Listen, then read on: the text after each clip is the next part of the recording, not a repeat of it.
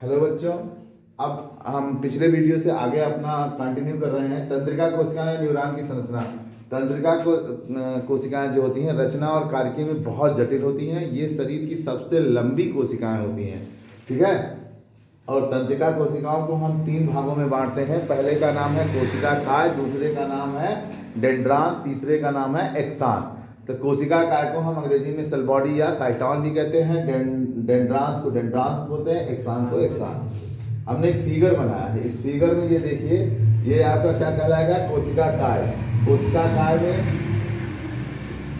ये केंद्रक है और ये जो निकलता है यहाँ से यहीं तक, ये डेंड्रांस है। लेकिन जब इससे आगे बढ़ करके और शाखाएं निकल जाती हैं तो उसे हम लोग डेंड्राइट्स कहते हैं, ठीक है। और यहाँ पे जो छोटे छोटे डॉट जैसे भरे हैं इन्हें हम लोग क्या कहते हैं, निसेल सेल्स।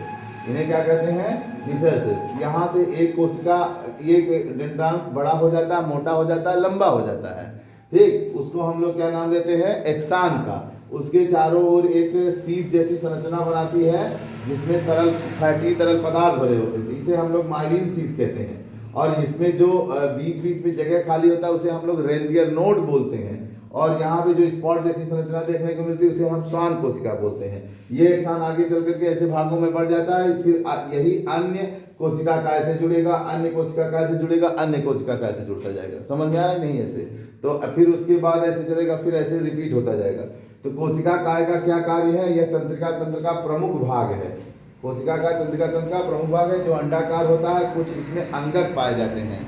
कोशिका के अंगक, अंगक मतलब जैसे पाया जाता है, इसमें माइट्रोकांडिया पाया जाता है, गाल्जिकाय पाया जाता है, राइबोसोम पाया जाता है, अंतःप्रतर की जालिका पाई जाती है। समझ में? ऐसे ही इन सबको सम्मिलित रूप को हम लोग क्या नाम देते हैं, अंगक। 9th में कोशिका चैप्टर में पढ़ाया है। अंगक, ऑर्गेनेल्स अंग्रेजी में बोलते हैं, तथा इनमें बड़े बड़े निसल्स के कण भी पाए जाते हैं। तो निसल्स कण ये हैं जो डॉट लाइन से हम लोगों ने दिखाया है। अब आता है डेंड्राइट्स क्या होते हैं। कोशिका काय से छोटे छोटे प्रवर्ध निकले होते हैं। कोशिका काय से छोटे छोटे ऐसे ऐसे क्या होते हैं, प्रवर्ध निकले होते हैं। उन्हीं को हम लोग क्या कहते हैं, डेंड्रांस कहते हैं। इन्हें डेंड्रांस कहते हैं। और डेंड्रांस से निकलने वाले छोटे छोटे और प्रवर्ध पतले जो होते हैं ये वाले, उन्हें हम लोग डेंड्राइट्स कहते हैं। ये क्या करते हैं, इनका काम क्या है, ये संवेदी कोशिका या तंत्रिका कोशिकाओं से क्या करते हैं, संवेदनाओं को ग्रहण करके, एक्सान से संवेदनाओं को ग्रहण करते हैं और आगे ट्रांसफर करते हैं, सूचनाओं को आगे बढ़ाते हैं।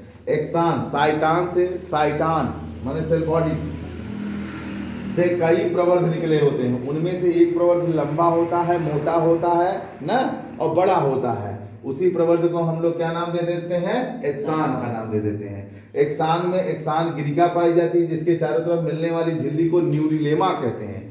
न्यूरिलेमा और न्यूरिलेमा झिल्ली, और क्या कहते हैं, न्यूरिलेमा में एक्सान और न्यूरिलेमा के बीच, एक्सान और न्यूरिलेमा के बीच, ये है ना न्यूरिलेमा, ठीक है, के बीच क्या भरा होता है, एक तरल वसीय पदार्थ भरा होता है जिसे हम लोग माइलिन शीथ कहते हैं, ठीक है ना। ये जो घुंडी बनती है इसे हम लोग क्या कहते हैं, सिनेप्टिक घुंडी कहते हैं। और यह घुंडी फिर दूसरे एक्सान कोशिकाओं से जुड़ी होती है, उससे कोशिका काय से जुड़ी होती है। तो क्या करती है, एक कोशिका काय से दूसरी कोशिका का एक्सान के थ्रू यहाँ सूचना, यहाँ ऐसे जुड़ेगा, यहाँ से सूचना यहाँ आएगा, फिर एक्सान से होता हुआ फिर ये अगली तंत्रिका तंत्र, फिर उससे अगली, फिर उससे अगली, फिर उसके।